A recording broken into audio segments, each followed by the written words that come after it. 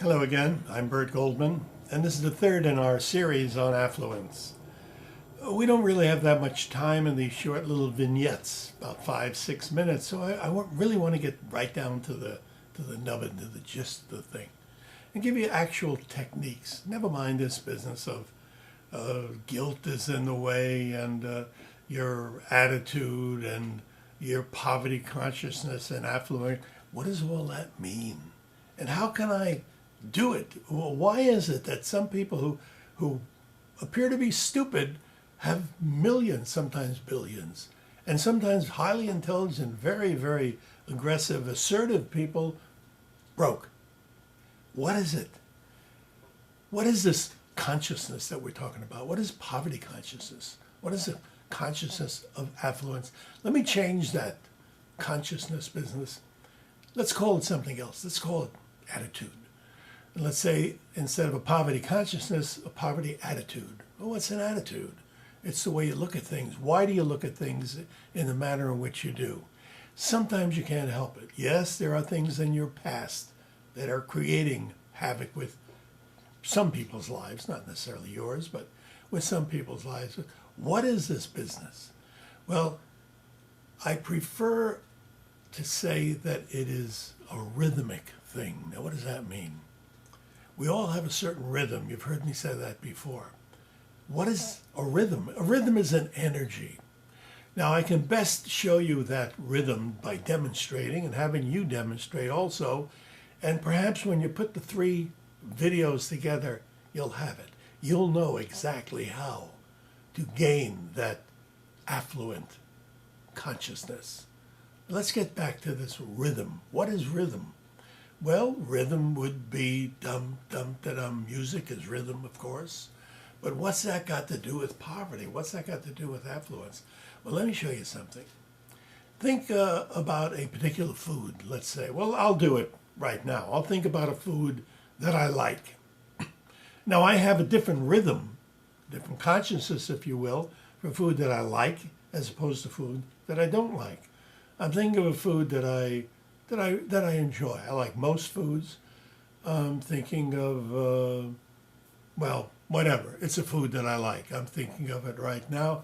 And my rhythm, I'll just tap it out.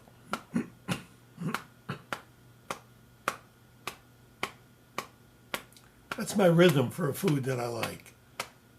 Now let me think about a food that I don't like. What don't I? I like most foods. So, boiled brains. Some people eat them. Sounds disgusting. But now I'm thinking about boiled brains. Now you notice my rhythm is totally different. You can actually tap out your rhythm for different things. You try it, you'll see. Now, the interesting part is, do this with food and you'll see how to do it with affluence also. Think about a food, not boiled brains. I don't want anybody eating boiled brains, but think about a food, let's say, I did this in one of my classes. There was a fellow who ate steak all the time. He was eating steak 3 times a day, and his doctor told him to cut it out. And I asked him, well, what is it that you want to eat? He said, well, at least for breakfast, I'd like to eat oatmeal. And I said to him, you mean you eat steak for breakfast? He says, every day. I says, well, and you want to eat oatmeal? He said, yeah, but I don't like oatmeal. I said, well, let's see if we can change your rhythm. I says, just tap on your thigh. I'm tapping up here so you could see it. I said, think about steak and tap out your rhythm. And he's thinking about steak and he's tapping about like so, about 3 times a second. Everybody's rhythm is a little bit different. Okay, I said, that's fine.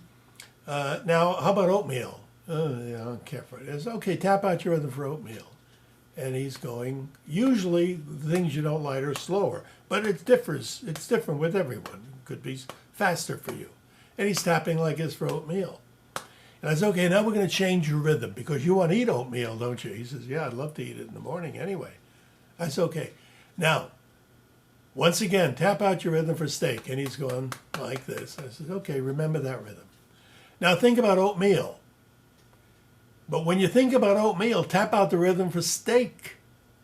And he's thinking about oatmeal and he's going like this, tapping out the rhythm for steak. Just like that, he changed.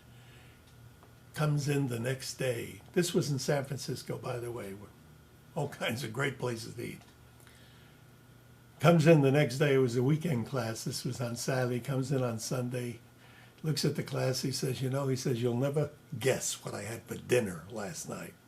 Oatmeal. He says, I love it. He just changed his rhythm. Now that little vignette tells you a lot because you have a rhythm for affluence also. Think about a time when you were very, very poor. Let's say you didn't have any money. Now, you may have to go back to the time you were 6, 7 years old. There was a time in your life when you didn't have any money. Thinking about money when you didn't have any, tap out your rhythm. Now, there was also a time in your life when you did pretty good. You might have had a good week. You might have had a good year, a good day. Something happened where you made what you considered at the time a fair amount of money. Think about that and tap out your rhythm. That's your affluent rhythm. That's your affluent consciousness. Now, how can you use that? Once you establish the rhythm for your consciousness of affluence, in the morning when you get up, now you don't have to do this all the time. You'll be tapping yourself. You'll be tapping yourself until everybody around you think you're crazy. Just in the morning and at night before you go to, well, no, I would leave it for the morning. At night, you don't want a rhythm of affluence. You want to go to sleep. That's a whole different rhythm. So in the morning when you get up, the first thing you do, you tap out on your thigh, on the tabletop. It doesn't matter where. Tap out your rhythm for affluence. How long? 30 seconds usually does it. And that's it. Now, does that sound foolish? Try it for food. You'll see that it isn't foolish. It works. The main thing for you skeptics, you people who do think it's foolish, here's the main thing. Ask only one question. Does it work? If it works, use it. Don't try to fix it. If it works, use it. And I can tell you for a fact, it does work. It may not work the first time, although it probably will for food. Now, it's not going to suddenly uncork the rainbow for you, but it may after a bit. And then again, it may. I have had people tell me using this technique that all of a sudden they discovered money that they didn't even know they had. And it happened immediately. So give it a whirl. And if it works, let me know. This is the last of the series. I'll be having another series soon.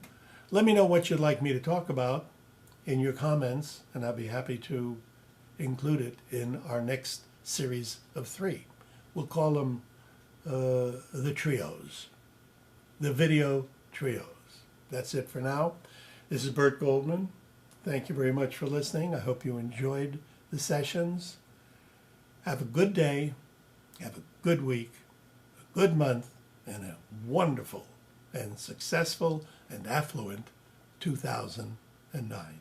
Thank you very much for being with me for this short time. I hope to see you again soon. Bye for now.